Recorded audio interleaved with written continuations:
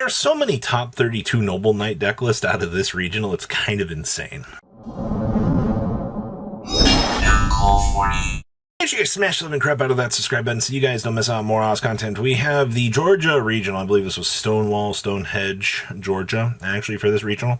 And this breakdown is actually insane. Fun fact, I had more top 32 deck list, top 16's knowledge than we did for top 8 for this video.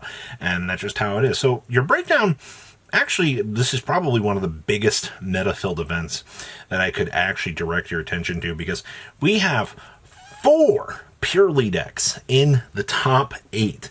That is the craziest conversion turnover rate that I have seen out of these events.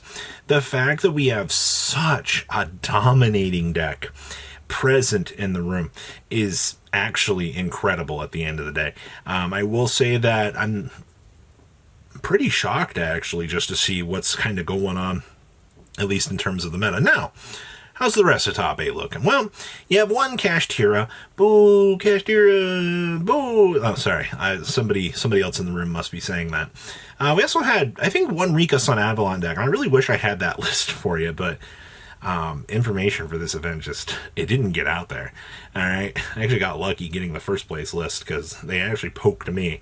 We also had one Rescue Ace, and then we had a Unchained list as well. Now, that's not a pretty impressive top. Actually, I think the purely domination is the thing that actually makes this event so very interesting. But we have a decent amount of Infernoble to talk about out of the top 32. I know a lot of people have been wanting to see, how that deck is kind of, how's it doing its thing?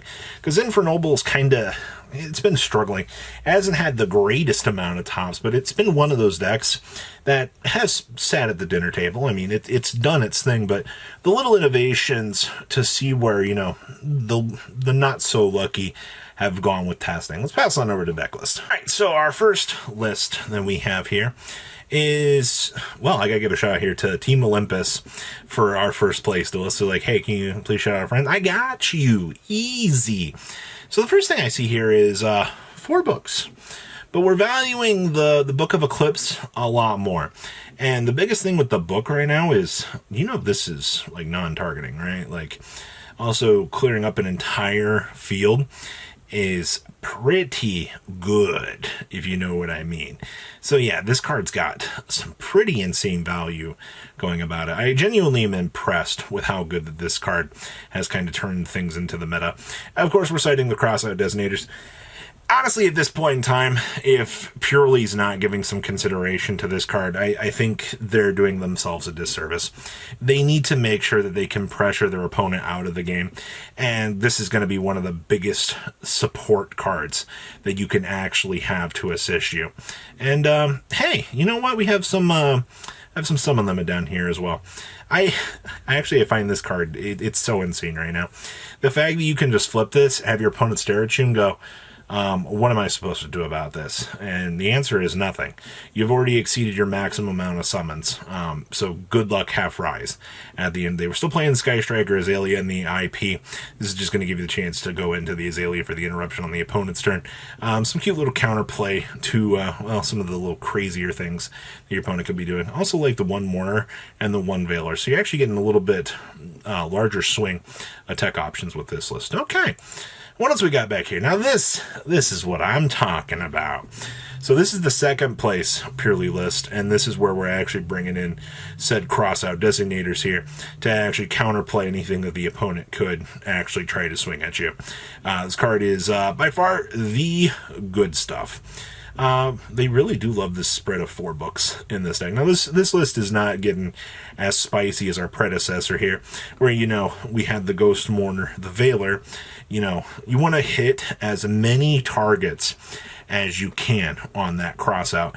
And I think that's one thing that this build can kind of lose is, we don't have those additional targets. But to be honest with you, second place is still incredibly strong. All right. So you had a pretty good spread here in the purely department for Duelist. Outside of that, both purely decks, a lot of same similarities here, actually. I can tell that there was a lot of cooperation and some interesting little tech choices like the Anima. Actually, the fact we played the anima and not the IP is kind of interesting. I'm not entirely sure in my testing if like the IP is better than the anima. I feel like at some points it is a little bit better to make sure that you can kind of maximize your value just a little bit more. All right. Oh, there's more. There's more of you. Okay, so this build, this is our 11th place purely list. This build got, we didn't want to play 3 Book of Eclipse. We were like, nah, there's no point. But I do see that we are playing another little spicy tech choice down here. I see that we are playing the deck lockdown. Shutting your opponent off from getting the chance to interact seems like a pretty good option, right? Especially, neither player can add cards from the deck to the hand, and monsters cannot be special summoned from the main deck. Technically, in the purely mirror match, this just punishes your opponent. Like, what's your opponent supposed to do? Like, you can't special any of these little purely cards. No, we don't do that here. So you just establish Big Cat and have your opponent go, oh, hey, what am I supposed to do about this? And once again, we see that IP. So it looks like the IP tends to look like it's going to be the more dominant force here. Also, no thrust, just 1 talents here. So they actually opted just to keep the 1D barrier and then shift focus for this spread. Okay, that's a little bit interesting for sure.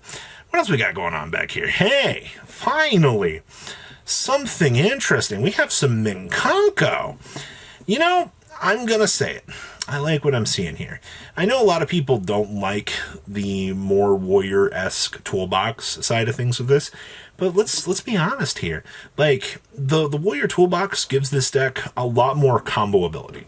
And those combo lines can make or break a lot of situations, all right? If you need to access something or, climb up into a different part of, your toolbox for the matchup that Minkanko might not be the best for, believe it or not, Battle Phase Reflection deck has problems in the meta, contrary to popular belief. I mean, we look at this deck and we're like, oh man, just reflect the damage back to your opponent, 5-head.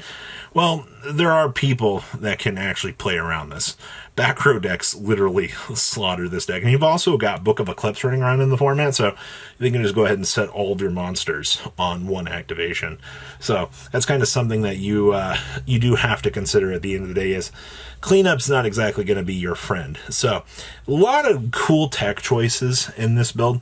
A lot more than I actually thought we would see for this. So actually, I love seeing this deck. For 14th place, good stuff. Hello, Infernoble. So, the first things that I see with this list, God, I love this card so much. You still are playing the Neo Space Connector package. Please, don't ever try to play a Warrior Toolbox deck without this card. This card is going to be your lifeline. This card gets you the hand knowledge to make sure that, oh, hey, my opponent has something bad in their hand. We can go ahead and do this. There's the 1 Almace. We're playing the 1 Joy Yusei. We're on triple this. 41 cards is interesting. Some of these builds that I've been seeing as of late, I've been trying to extend out to 45, 50 cards. And I think it comes down to your expertise and how you don't want to brick. I will say that this deck has one of the coolest ceilings, at least in terms of the deck build. All right, if how many tech choices you want to be able to fit in, what are going to be the best outs that you can have access to, make sure you can do your thing. And I mean, also to be fair, you get to play the Ferocious Flame Swordsman. Double Charles is also, I feel like, pretty standardized at this point in time. Yeah, looking at this, I don't have anything else really too much to say. And then we also have this list. Now, this is where the sauce that I like to see. DDR is such a stupid good card. You get the free revive. You get the ability just to have your opponent look at you and go, yay, combo extender. This is really what I wanted to deal with today. And I mean, they have free discard fodder here thanks to Divine Sword Phoenix Blade.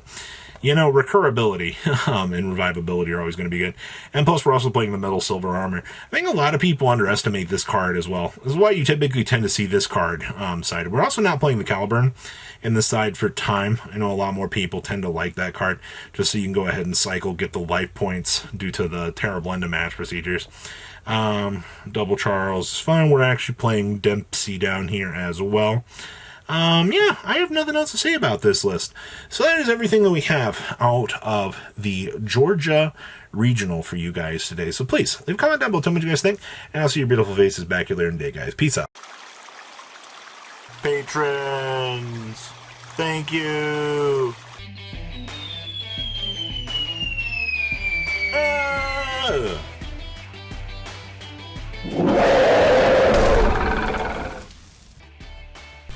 Thank you so much for watching. Check out these other videos.